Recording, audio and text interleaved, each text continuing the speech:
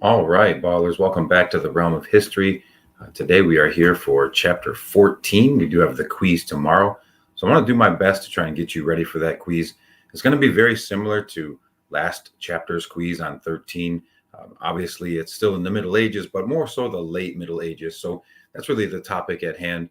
I want to talk about the live agenda for tonight. We're going to start with a little bit of key advice. We'll get that out of the way. Then I'm going to go into some of the selected key terms. I don't have that many to go over. I gave you a pretty extended period of time to work on those things today, but also some selected key figures that I thought I heard a lot of questions about throughout the review session today. I do want to spend a little bit of time focusing on the AP advice and preparation. We do have an SAQ tomorrow. This is going to be our third one, so we should be well versed on those, but hey, it's been a while since we've done one, so I want to make sure that I give you some advice and some reminders there. We will have a chance to share the screen, take a look at some of the key pages from the textbook, really just a few, and we'll have plenty of time for question and answers at the end. I do want to talk about a few pieces of advice. First off, please make sure that you complete those tasks that I had on the board today. Number one, make sure you have your review sheet done. Obviously, that's a 10-point assignment.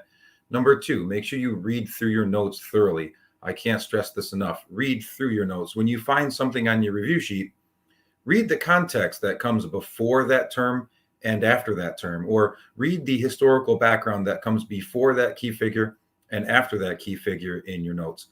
If you haven't done the reading, once again, I'm going to be assessing your comprehension level. So that's going to be a very important factor. So if you haven't done the reading on a particular section or at all, hopefully that's not the case for you. But I would spend some time doing that reading tonight. Finally, if you wanted to hear my voice a little bit and go through everything that I would say in a lecture, you can go to my YouTube channel and watch all of the review videos. That's why I make them. I make them so that you can review. If this is helpful for you, and if those are helpful for you, hit the like button. That helps me out, helps get the videos out there to help others as well. All right. As always, pray for the right things. Pray for the right things. You know that I care about you. But hey, this quiz, I want you to do well, but it's not the most important thing in your life right now. So make sure that you're praying for the right things, praying for your health, praying for your family. Okay. Making sure that they're healthy and safe. A lot of times on these sessions I talk about, or in class, I talk about the prayer of gratitude. I went to the mass today for the girls division, and Father talked about that, the attitude of gratitude, which is, I'm a big fan of that. And I talk about that often, but when you wake up in the morning, thank you, Lord Jesus. When you get to school, thank you, Lord Jesus, because we really are so blessed, and we can't take that for granted. I'm blessed to be able to teach you. I think you're blessed to be at a place like St. Mary's. You're blessed to have such great parents. Thank your parents. I tell you that every week, but hey, sometime tonight, make sure you tell your parents thank you for giving you such a great situation. You are in a great spot. You're at a fine institution at St. Mary's. You're all from very wonderful families. So you need to make sure that you express your gratitude to your parents. I want to add a couple more things. I know this is supposed to be about chapter 14, and we'll get there. But hey, for me, you have to know how much that I care about you as individuals. And so I want to throw out something that I shared with the football team. Recently, we suffered a big loss in the playoffs. And every year we have a meeting at the end of the year, and we get everybody together, and all the coaches get to speak. And one of the things that I challenge the football players, whether they were seniors or they're going to be back next year, is to think about prayer and include prayer in your daily life. And I think that this works for all of us. This works for me too. I need to think about this. But is prayer for you who are starting to drive now, relating to your car, is prayer your spare tire, or is prayer your steering wheel? And let me explain really quick. If you only pray when you need things, or when you need help, or you're in a bad spot, that's using prayer as your spare tire. You're only using prayer in an emergency. What I want you to think about is using prayer as your steering wheel. When you drive, you're constantly adjusting the steering wheel. It's a major part of everything that you do. So I want to encourage you to use prayer as your steering wheel in life. Constantly use it, adjust it, make sure you're talking about it throughout your day. And the way to do that is the way that I taught you earlier, the prayer of gratitude. Thank you, Lord Jesus, for this. Thank you, Lord Jesus, for that. if you go throughout your day and can do that, you're going to be a champion of prayer, and it's going to help you get a closer connection to the good Lord. I also want to talk about something that I've been noticing in my classes lately. And I put the quote on the intro video about being kind. That quote says that if you have a choice to be right or be kind, choose to be kind. I got that quote from one of my own students, actually. I'm not going to name names, but I saw it as a post. And I took a liking to that quote. I think that's a really smart quote. I think it's a great thing to think about. But hey, in class, I've been noticing a lot of people kind of at each other's throats lately, kind of getting on each other's cases. I think we're getting a little bit where we need a vacation, right? We all kind of need a vacation. So when you have a chance to be kind, be kind. And I think to be kind always is really the best route. So I really like that quote, and I wanted to share that with you. Finally, I'm not going to forget. I don't want you to forget, thank your parents, okay? Make sure that you say thank you to your parents and call your grandparents and express your gratitude to them and tell them that you love them as well. Okay, we're going to get into this bad boy now. We're going to go into some of the key terms that I've selected. What I do is I kind of monitor what you ask in class throughout the day. And so I keep kind of a tally in my mind of, hey, what are some of the terms? What are some of the figures that students generally needed some help with? As we go through this, if you get a chance in the comments, just give me a hello so that I know that you were here. I know that a lot of students watch these on the replay, which is fine.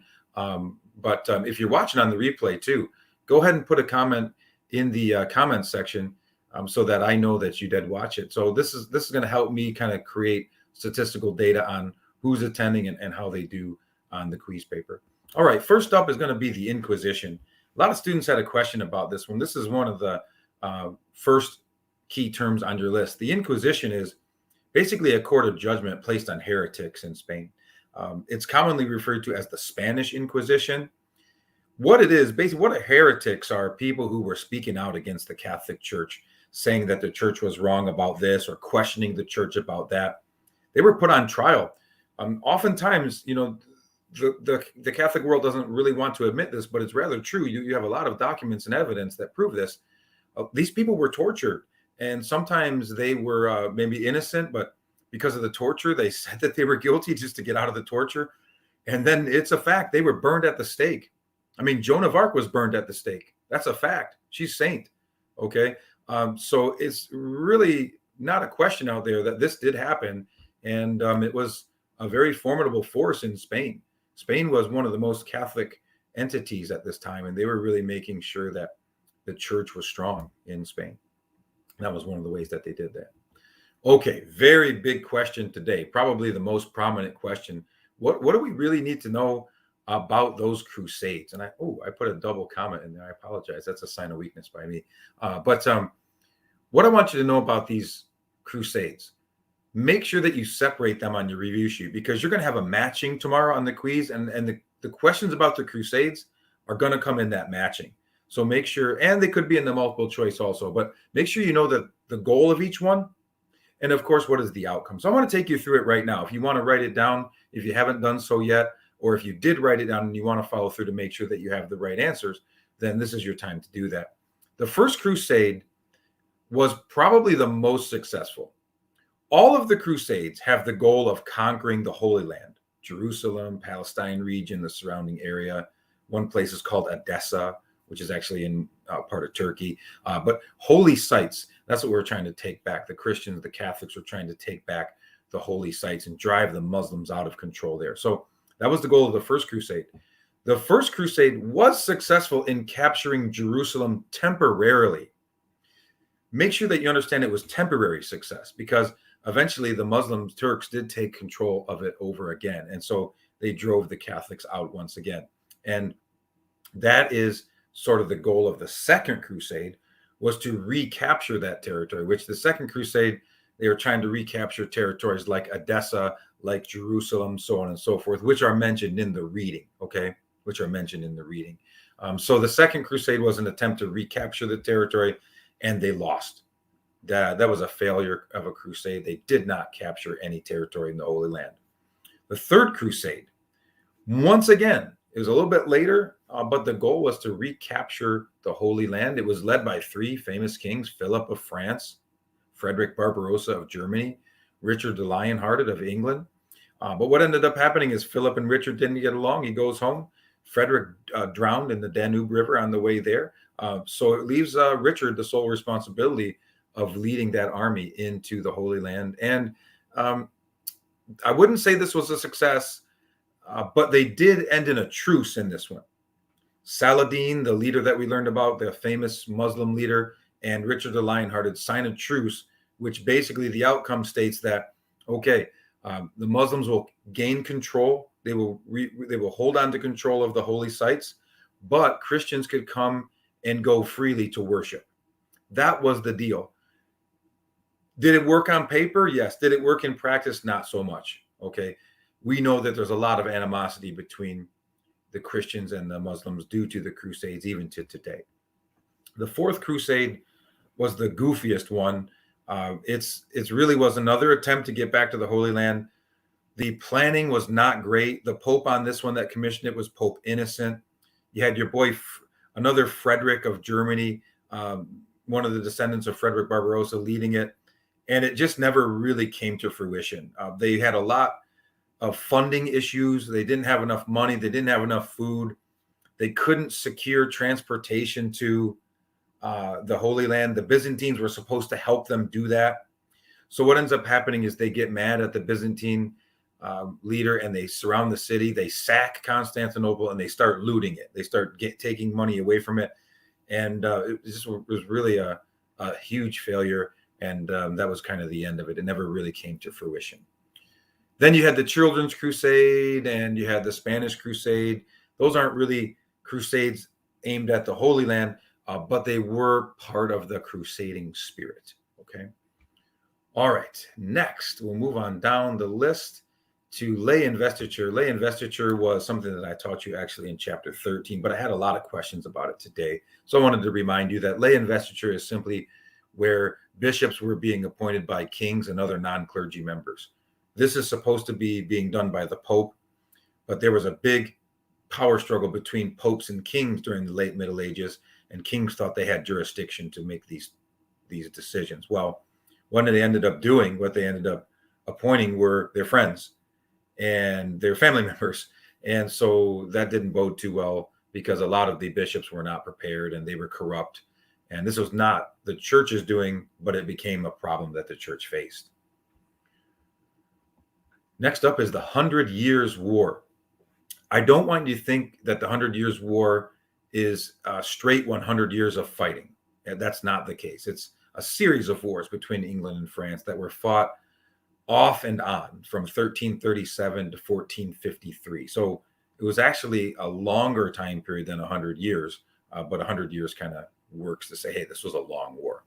The original issue, was over who was going to assume the throne of France. And that's really all you need to know. You don't need to know like who did this and who did what. Just know the big picture of the 100 Years' War. Okay, that should get you through for tomorrow.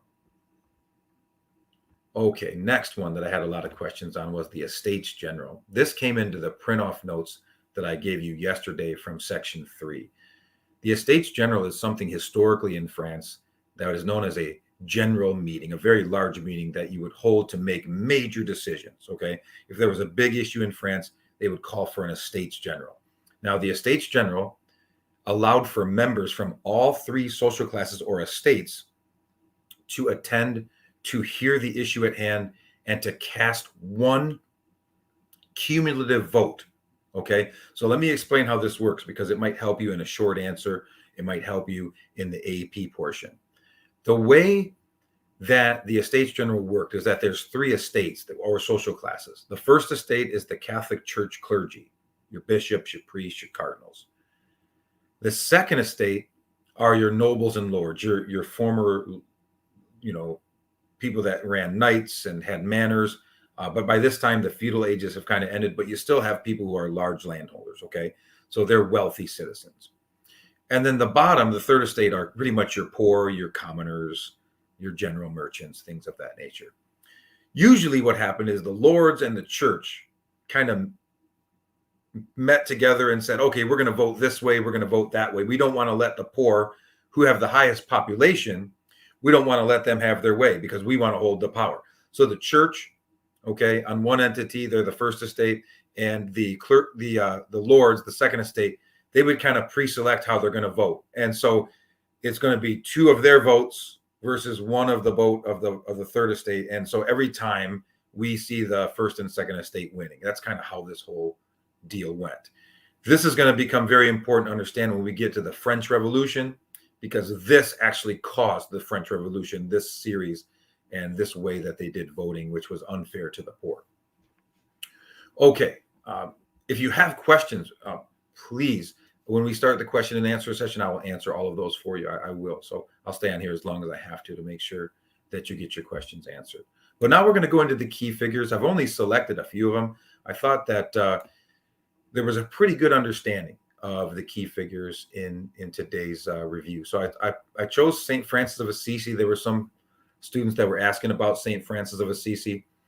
This is not a theology class, unfortunately. I mean, I think it would be interesting if it was, but this is world history. So for St. Francis of Assisi, all you really need to know is that in section 1, I talked about these new denominations or these new orders of priests that were created to specialize in doing certain things, like the Jesuits, the Franciscans, the Dominicans, the friars. St. Francis of Assisi is simply the founder of the Franciscan order of priests. That's really, if there's a question about St. Francis, that's what it's going to be pointed at. Okay, the Franciscans. Next, I want to talk about something from section 4. I said that I would really like to focus on section 4 a little bit tonight, so I wanted to do that right now. There were two key figures called John Wycliffe and Jan Hus. Both of these were Christian men. They both spoke out against some of the church practices. And they were major Christians, but they believed that the Pope had too much power. So they believed that the words of Jesus and following the ways of Jesus were more important than the authority of the Pope. They got in big trouble. For example, Jan Hus was burned at the stake for his views. Okay. But they were Christians. They were believers. Okay. They just thought that the church needed a little bit of change. That's what the belief was there.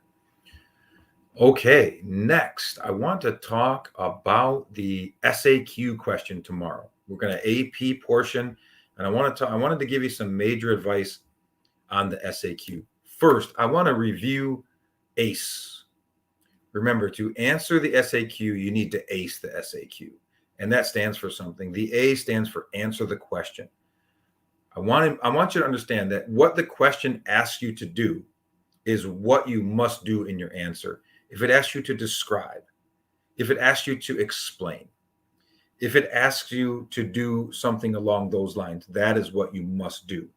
I will tell you tomorrow, I can guarantee, I'm looking at the question right here on my desk. The question will ask you to describe. All three facets of the question will ask you to describe something. So you know that you're going to be describing something. Okay. Then once you answer the question, you need to back up your answer with historical knowledge and cite the source. Remember, every SAQ has a source, a prompt, and then 3 questions. So you need to make sure that you use evidence to support your answer. Using key terms from the chapter would be a great way to prove to the reader or me as the teacher that you know what you're talking about. Okay, so I'm going to give you some advice on doing that here in a minute.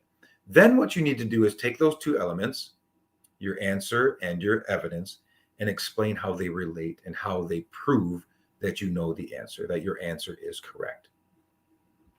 Okay, some further advice that I want to share with you, more specific advice on what type of content and the question that you're going to be faced with tomorrow. Here are some key insights. Number 1, the question focuses on the bubonic plague. That was in section 4. We also have already talked about the bubonic plague when we mentioned the plague of Justinian back in chapter 11. So this is something that I chose this question because it's a big picture topic that we've covered in multiple chapters. The author of the prompt is named Conrad of Mecklenburg. This may not help you too much, but doing a little bit of research on Conrad of Mecklenburg might provide you with the insight of who he was and what the point of view or what his background was and why he was writing what he was writing. A couple of other key terms that we talked about in this chapter: usury. It relates. Usury and its impact on non-Christians here relates. And listen to the next point. Who was blamed for the bubonic plague?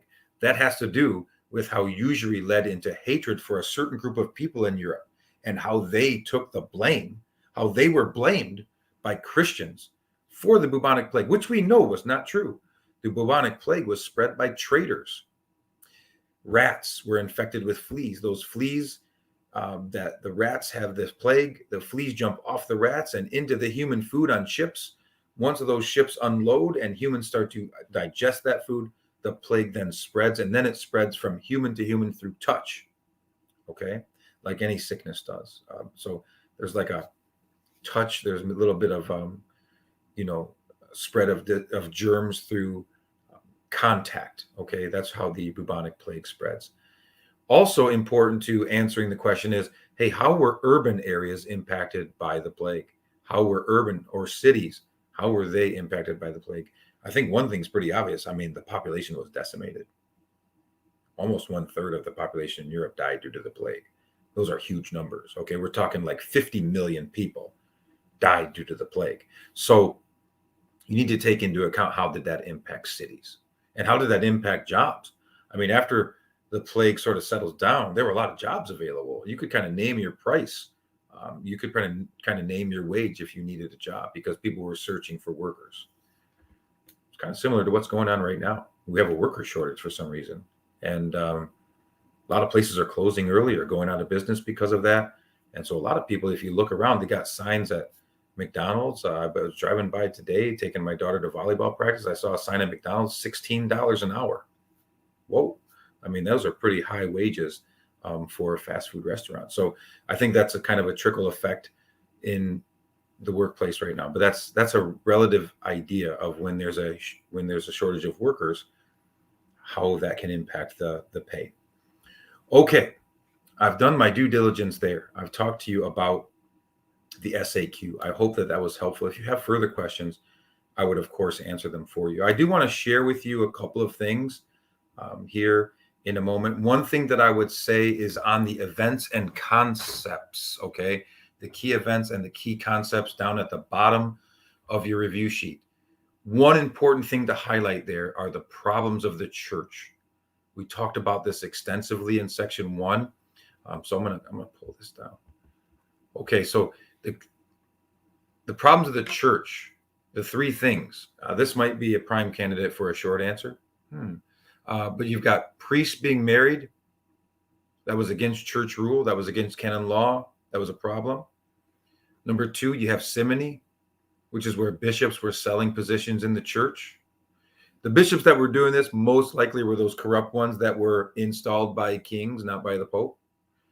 And that problem was the third problem, lay investiture. Lay investiture is where kings were appointing bishops.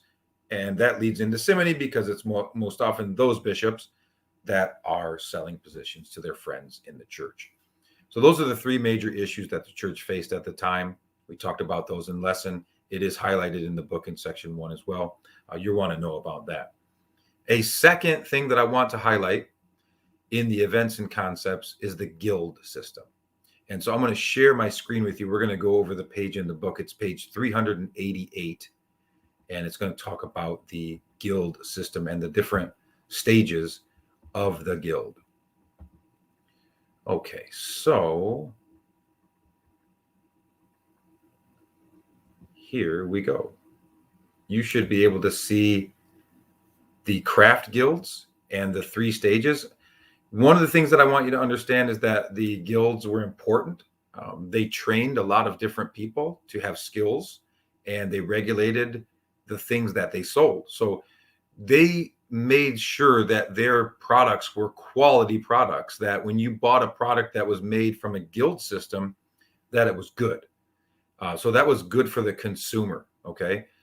The other services that they did a lot of service for the community. They did a lot of alms work. They did a lot of charity work, okay? They also took care of their workers. They set good working conditions. They made sure that, for example, if you died and you were a part of a guild, they would pay for your funeral, okay? They had sort of a health insurance. If you got sick, they would pay for you to get treatment. This was really ahead of their time, but it's like a modern day labor union. Okay. There were 3 stages, and I want you to study these 3 stages. There's the apprentice stage, there's a journeyman, and then there's a master. Okay. Those are the 3 stages. So you can read these bullets in the book on page 388, but you're going to have to write about this on your quiz paper tomorrow. So that's going to be part of the short answer response. Okay. All right, we're back to the normal look here. Hopefully you were able to see that. If you weren't able to see it because of some type of technology issue, then you need to go to page 388 and study that page. That's a really important page for your success tomorrow. Okay, I think I'm ready to go into questions. So I'm going to pull up my the comments now.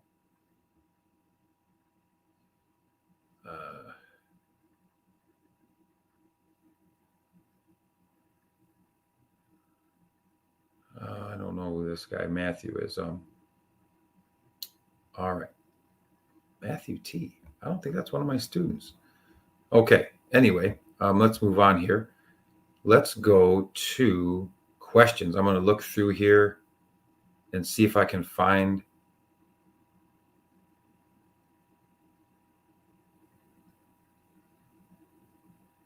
I'm sorry that your cat died there, buddy. I hope that everything's okay for you. Okay, I'm looking for questions. Thank you for stopping in, everyone. I appreciate it. I can see that everyone is in attendance.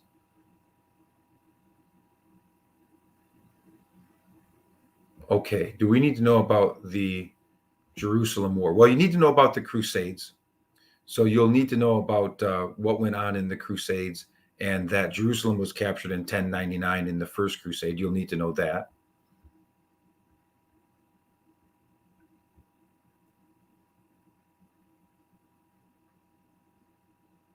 Okay. All right, let's take a look at this. Here's a real question. Okay. Why was one of the goals of the Estates General to increase royal power against the nobility? So what you got to understand is that during the feudal system, during the stage of feudalism, the kings needed the nobles, right? They needed their help because they had small armies and they couldn't defend all their land.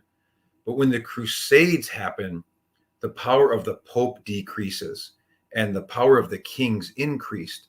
So if the power of the kings increased because armies became more loyal to the king at that time, and people learned that, hey, we can't always follow the nobles and the lords because they wanted to get rid of us. They wanted to send us over on the Crusades to fight against the Muslims instead of fulfilling our fief, our goal of a fief, so that if we stay here and fight for them and protect their land, that we would get land of our own. So a lot of knights were angered that, hey, their lords sent them over to fight in a far off country that they've never been to, and many of them died, which meant that they would not be able to get that land that they were promised in their contract.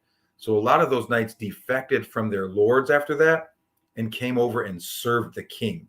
And so once kings see this happening, Hannah, they then begin to say, oh, okay, we've got the nobles where we want them. Now we're going to keep taking power away from them, taking back some of the lands that we've lent them, taking more of their knights, limiting the size of the armies that they can have, limiting the type of castles that they can build. So those are some answers to that type of a question.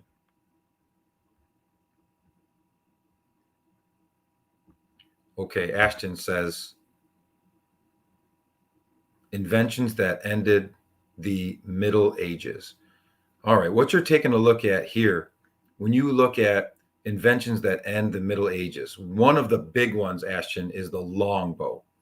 When you look at the longbow, this was a 6-foot bow, okay, and it had a great deal of power. So the longbow can now pierce the knight's armor. I mean, it was so powerful physically that it could dent or even pierce the armor of a knight, take the knight right off of its horse. The longbow kind of made knights like worthless. because once a knight gets knocked off his horse, we've learned about this, they are incapable of really getting up because of the weight of the full body armor. So the longbow is one of the major inventions that I would have down. The topic, though, on your review sheet also says events, right?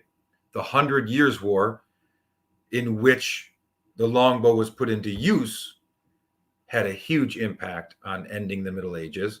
And there was one other invention called the crossbow. The crossbow is an even more powerful mechanical device that actually is like a weapon that you pull a trigger and it launches the arrow or a dart or a bolt out, which also served sort of the same ideology as a longbow, but even stronger. Okay, moving on to our questions here.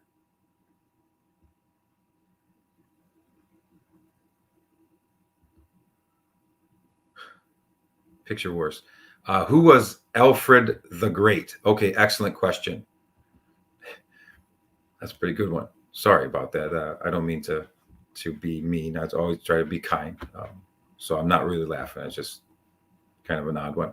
But my Alfred the Great was an English king. He was an Anglo-Saxon, and he was known for defending well against the Viking invasion. So he held out on the Viking invasions for a pretty long time. And the Vikings, led by Canute, it was after Alfred dies that Canute was able to actually conquer England. So what you really want to know about Alfred the Great,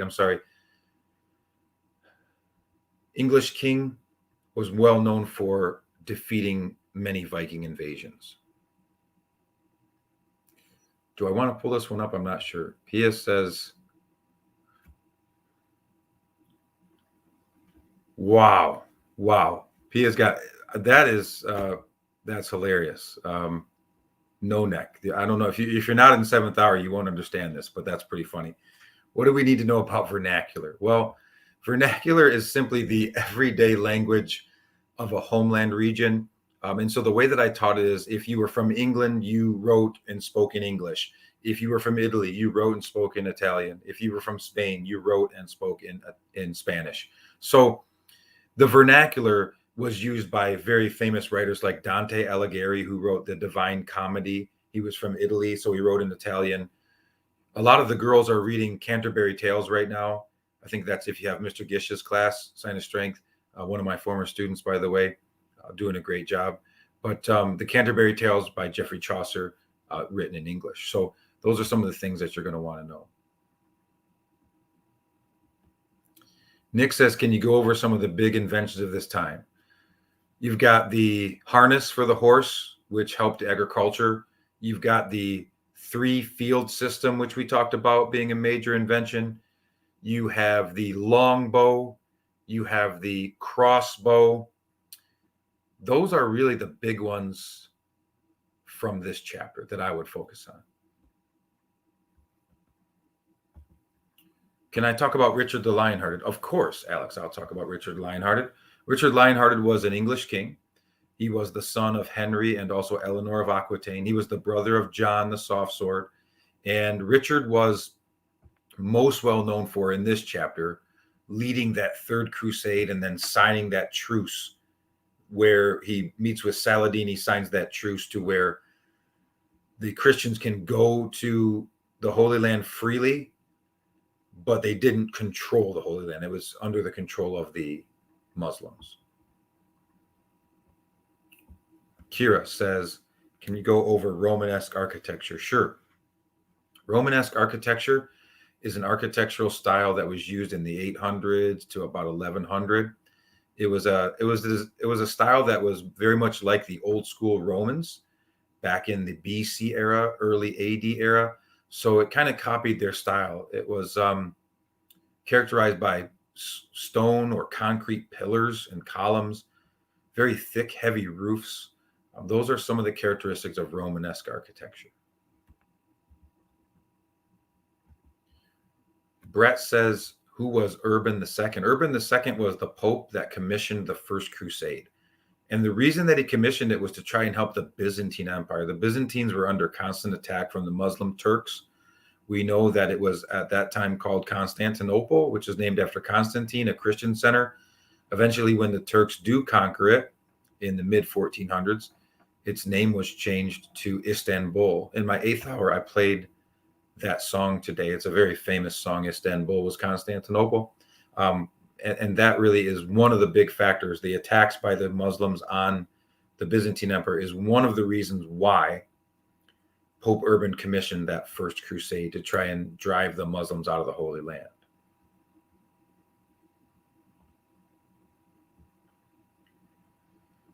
I'm not sure, Matthew, what you mean by going over the church. There were some big problems between the church and the state. Are you meaning the 3 problems in the church? I can do that for sure. The 3 main problems in the church were priests being married at the time, which was against church law. The second major problem was simony, which is where bishops were selling positions in the church. And the third major problem that the book talks about was lay investiture, which is where bishops were being appointed by kings, not by, of course, the Pope, which they were supposed to be appointed by the Pope. We got a format question. Format for tomorrow's quiz is as follows. There's going to be a content portion. The content portion will be roughly 40 questions. You're going to have multiple choice matching and a few short answer. And then the AP portion is going to be 1 SAQ, which will have 3 separate questions that you have to answer in relationship to what you know historically and what is written in the prompt.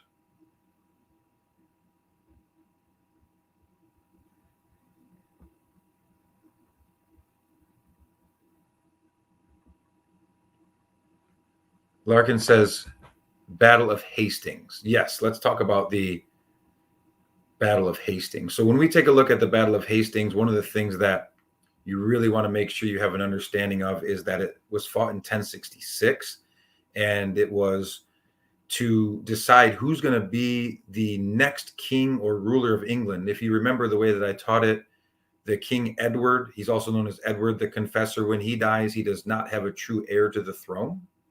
So it opens up the throne. And there's 2 people that lay claim to it. There's William the Conqueror from Normandy, northern France, and there's an Anglo-Saxon man named Harold Godwinson. So basically you have a battle. The Battle of Hastings was between the Normans, led by William the Conqueror, and the Anglo-Saxons, led by Harold Godwinson. So this battle is going to decide, hey, who is going to take control of England? Is it going to be the Normans, who are actually from France, or is it going to be remaining under control of the Anglo-Saxons? William the Conqueror and the Normans win. So this is where we have a new part of history where the Normans, an outside group from France, are taking control of England. But one of the positives is that if you're the king of England now, like William was, you control both England and northern France. So the more territory you have, the more resources you have, which means the more power and wealth you can obtain. So that's really what you would need to know about why the battle was fought and the aftermath of it. Jay Simpson, I did go over the Alfred the Great just a moment ago. If you missed it, he was an Anglo-Saxon king from England, and he was most well known for fighting off Viking invasions. Parliament, sure. Most important thing that you need to know about Parliament is that it was a legislative body or a legislative group in England.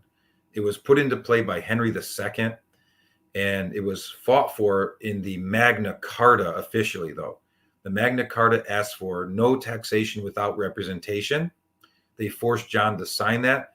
And one of the stipulations of the Magna Carta is that they would have a group that would be able to decide on laws, and this would limit the power of the king to do that. So Parliament places a limitation on the king's power, because now citizens that were knights or lords, okay, they made up Parliament initially, they could have some say on what laws were going to be used throughout the kingdom. Okay, I'm working my way down. I hope I didn't miss anybody's questions, but I'm trying to do the best that I can.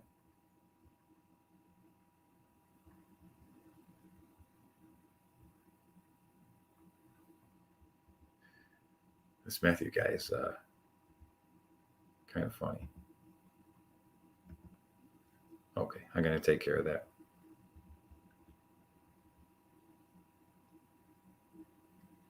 All right, here we go. We've got during the Great Schism, did the popes try to communicate each other? Yes, they did.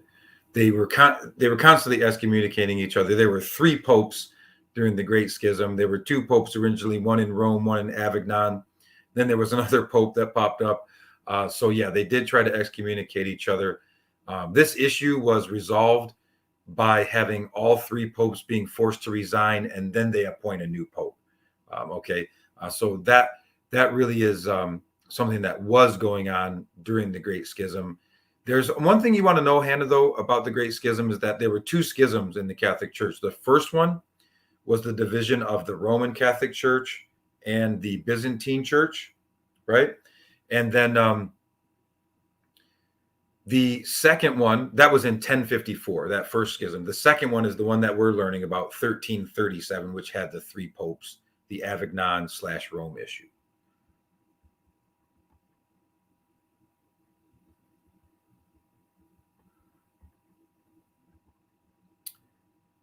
What happens to a king or pope if they're fired or overthrown?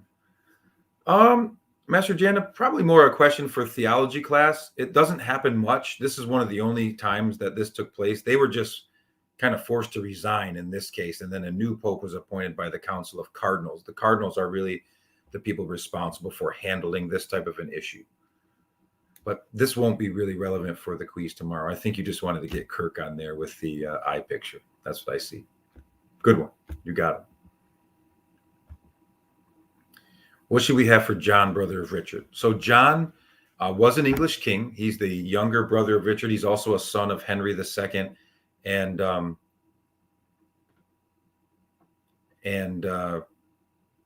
also Eleanor of Aquitaine.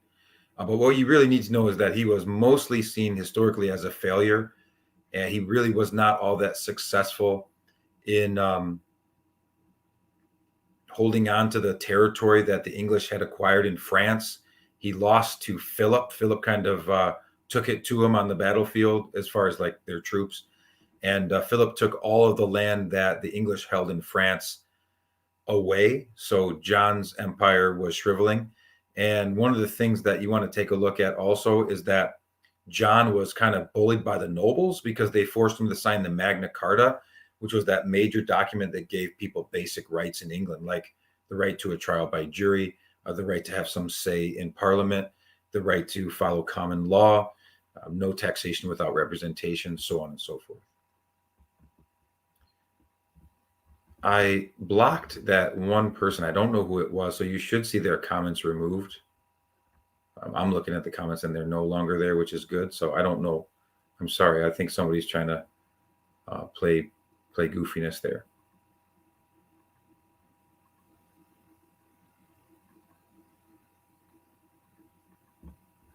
Okay, let's go with can you go over what we need to know about the Magna Carta? Sure. Magna Carta is a document that, like I just was talking about, John was forced to sign by the nobles. And so one of the things that you want to understand about the Magna Carta is it guaranteed basic political rights to citizens. Now, that means knights and nobles. So not yet everyone in England, but the people who were kind of running the show outside of the king had some more power and some say. Some of the examples that the book talked about were no taxation without representation, which means the king can't levy taxes unless the people have some say in government. So that deal was that they got to be part of Parliament and making some laws. And then also the second major example of this that I want to focus on. I don't want to get into too many examples. I don't want to bog you down. But the second major example is the right to have a trial by a jury. And back then, a trial by a jury meant that you would be able to go on trial, but you'd be judged by 12 of your neighbors. So your neighbors would be deciding your fate if you were accused of something. So those are just some examples of what the Magna Carta did. Sure, Nick. Henry II was English king. He was the husband of Eleanor of Aquitaine, so she became the Queen of England, and he gains Aquitaine, this territory in France, because of that.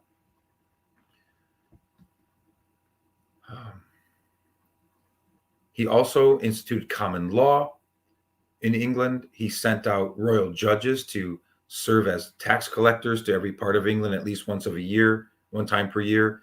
Also wanted to make sure that they were settling disputes in court cases, seeing trials, convicting criminals or releasing criminals that weren't guilty. So those are some of the major things that he put into place. He also starts the concept of a trial by jury as well in England. Okay, Alex, I just went over that, so hopefully you heard that. Thanks, Emma. Hopefully that helps. I don't know what's going on there, but I think we're in good shape now, I hope. Oh, Kira, good question. Who won the review game? There was a tie. There was a tie between second hour and seventh hour. I'm not sure how I'm going to handle that. Usually, historically, I'll be honest with you, historically, when there's a tie, I don't award a point, but I'll consider that. Maybe make some comments and present your argument, like it's a thesis. If you present a good argument tonight, hey, maybe I'll think about it, okay? That'd be working on writing a thesis and an argument, so I'm all for that.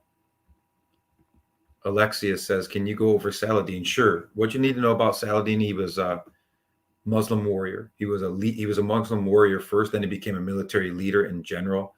And he's the most influential Muslim leader during the time period of the Crusades. He fought vehemently to defend Muslim-controlled territory in the Holy Land, and he did not lose. He actually was very successful.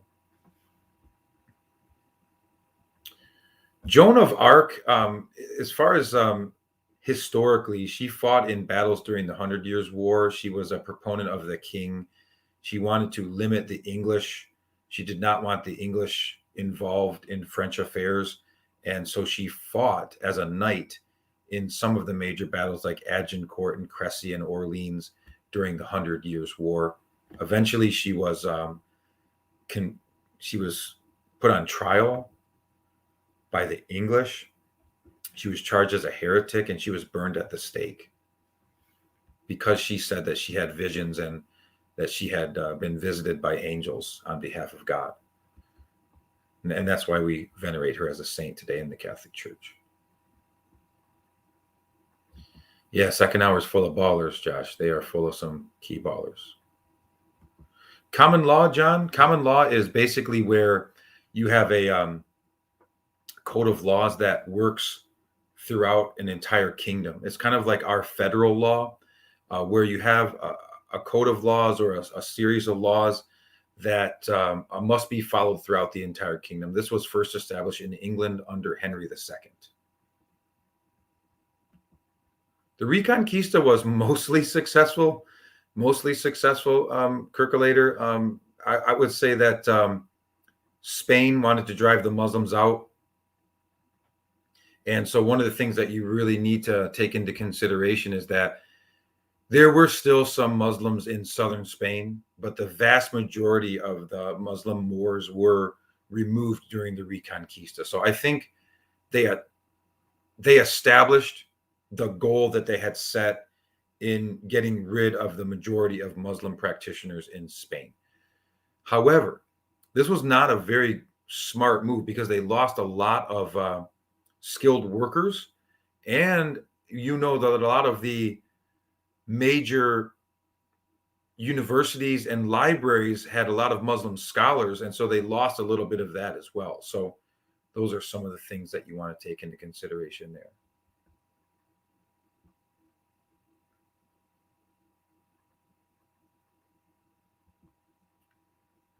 Reese says, here's an argument, a thesis. Lauren answered the last question, which no one else answered, right? So therefore, seventh hour should receive the point because Lauren is a key baller. Okay, point taken. Good argument. I like that. This will be another week of the crew. Janda, terrible. Unbecoming of a St. Mary's man, sir. I think that since me and Lacey are both in seventh hour, we rule over second hour. That is Queen McZammer, so I'll take that into consideration. However, who's that in that picture that has the elongated head? Who is that? That could be points away. I don't know if I like that one.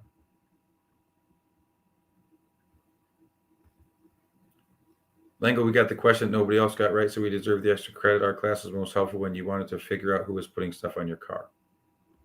Good argument. Thank you for your help. I appreciate that. Who was the king when the Magna Carta was put into place? That is John the Soft Sword. He was the king when the nobles forced him to sign the document. John. Ooh, here's a good argument. Second hour has to take the test first. We don't get to ask if the test was easy or hard while we help other hours with the test. Good argument. I always agree with that, and I always try to give some help to second hour. So that is going to be taken into consideration there. But you can control second hour. You can control what you say to the later hours, too. You do not have to tell them what's on the test.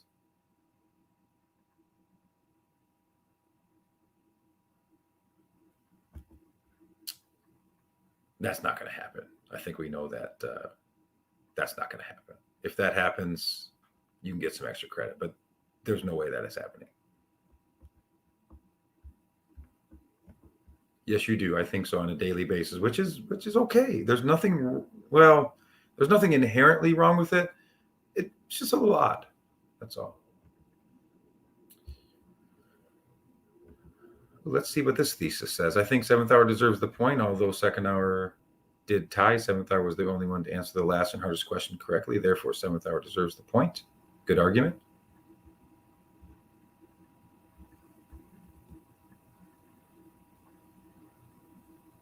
Okay, looks like we're talking about more Snapchatty pics, which I don't like. So I'm not going to answer that anymore. Did I miss any questions? I handled the Matthew T thing, I think. I figured out how to get rid of that guy. So he's out. Hopefully he didn't. I didn't read everything that he said. So hopefully he didn't say anything too bad.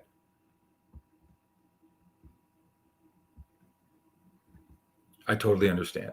I know that they do. And I understand totally.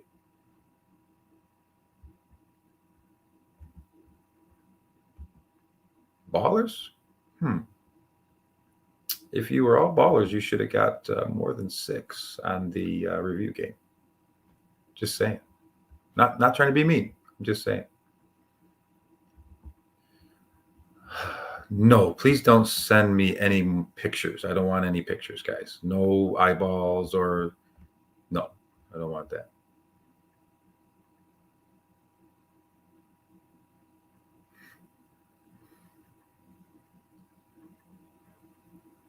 I'm just waiting to see if there are any other questions. I'm here to help. We've been on for 53. I know you have to get some sleep, but I do want to help you if you have any questions. Nicholas, how you doing? I see you. Thank you for stopping by.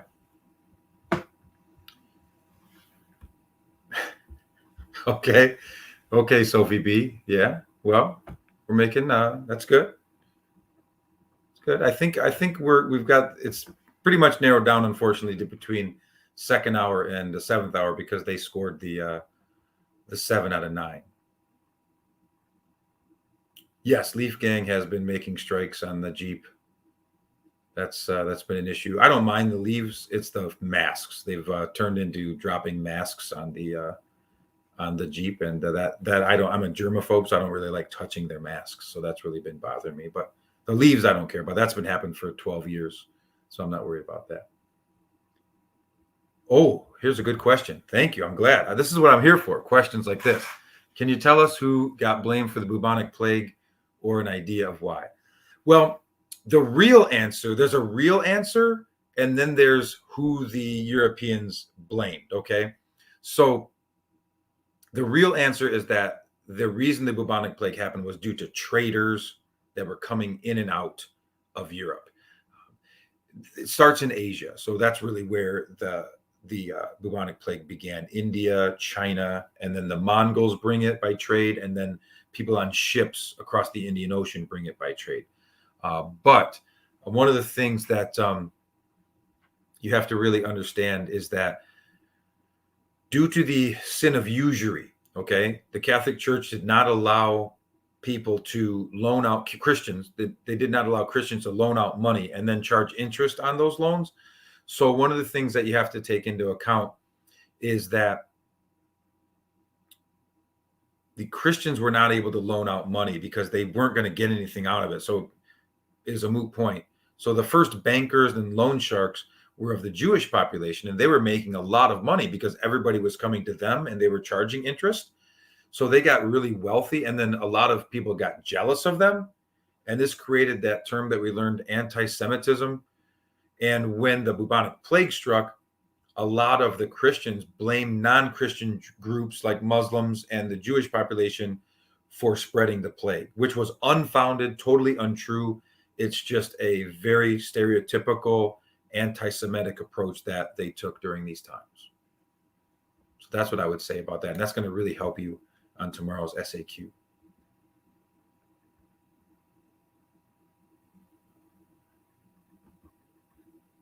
Tambuck, I like that. Ooh, we've got some competition. We've got some competition in the 7th hour realm. Tambuck. That's a solid name. I like that. That's pretty cool. McZammers, though, is they've got tradition. It's hard to overthrow tradition. Johnny K says, what should we know about the guild system? You're going to want to know that it was an association of workers that were in the same job or occupation. They kind of took care of each other, helped each other out. They trained people from an apprentice to then being a journeyman to then being a master. And they took care of their workers, but they also took care of the community. John, on top of that, I would say really study page 388 because it has a lot of great information that will be valuable and helpful for you. And there's pictures there which kind of show you as they went from a apprentice, let's say, to a journeyman, how their clothes got better just because they're able to make more money. So those are some of the important things that I would focus on. But 388 is really a big factor there. Alex wants to know how urban areas are impacted due to the plague.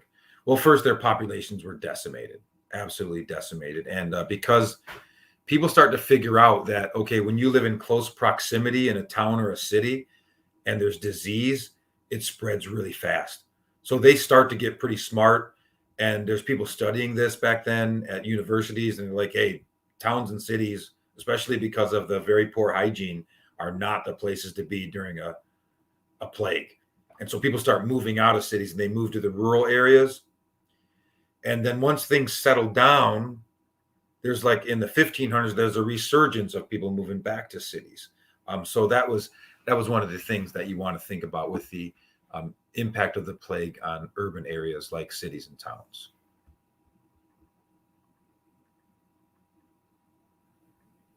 Oh, Ashton, I'm so sorry to hear that. I don't know what that means. Is that like some kind of code or something?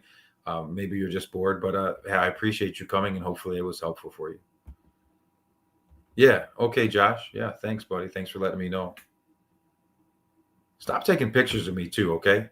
You and your guy. I don't like to see that. That makes me kind of upset. I don't like that. Okay. Any other questions? I'm here to answer them. Otherwise, I do want to close off with a little thank you. As usual, I appreciate you coming here. And as I say every week, I'm really lucky to be your teacher and I care about you. And I hope that you will find success on tomorrow's quiz. But I appreciate you being here and all of the effort that you put into the class. I really do. I know that you work hard, but hey, don't take a break. Continue working hard. And God bless all of you. Make sure you thank your parents. Make sure you say your prayers properly. Say the prayer of gratitude and thank the good Lord for all your blessings. If there's no further questions, I see some comments rolling in. But if there aren't any further questions, I would like to say, have a wonderful night. Hey, we got a Fletcher sighting. Fletcher, congratulations on signing to run track. This is one of my track stars here, a sprinter for me. Major guy. I've been his coach for 4 years, and he's really a sign of strength. But I apologize. You guys got cut short on the Civ project because of the pandemic. Yeah, that's why we didn't get to do it. But thanks, Fletch, for showing up. I appreciate that. I'm hanging out here. I see some more comments, some thank yous. I'm thanking you. No, thank you for everything that you do. I hope that you find success and that this session was helpful for you tomorrow. All right. I think it's about 10 o'clock exactly. So I got a question coming in. Johnny C., thank you. Okay, should we have a difference between John Wycliffe and Jan Hus? I can guarantee you there's going to be a question about Wycliffe, but what I said about both of them will answer that question. So you're going to be in pretty good shape there. Yeah, just know that they both kind of were against papal authority, and they were more about studying the Bible and the life of Jesus Christ to guide the church. Wycliffe was English and Jan Hus was Czech. They called it Bohemia back then. That's true. There's a nice comment here. Yeah, Hus was from Bohemia, which is now the Czech region. That's correct. Yes.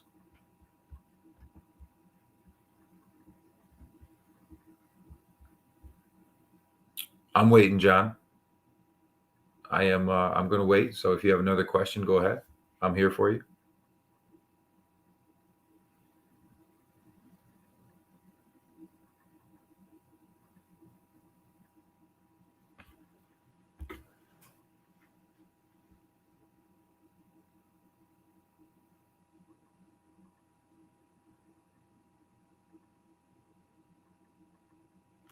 I think John's still typing, so I'm just going to hang out, see if he has another question.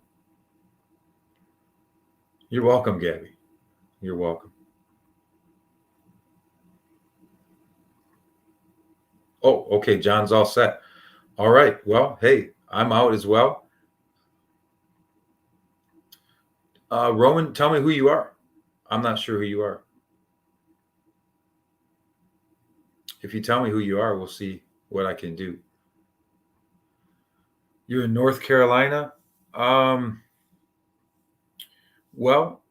I mean, it's something to consider. I'm at St. Mary's Preparatory. You could, we do have a dormitory, so you could actually look into St. Mary's Preparatory, and if you qualify and get accepted, you could possibly get in my class in the second semester. So, if you want more information, put a comment in on my YouTube channel, and I'll do my best to help you out. Oh, okay. Thanks, Roman. You got me there. Good one. Do you know Roman Fletch? Who is Roman?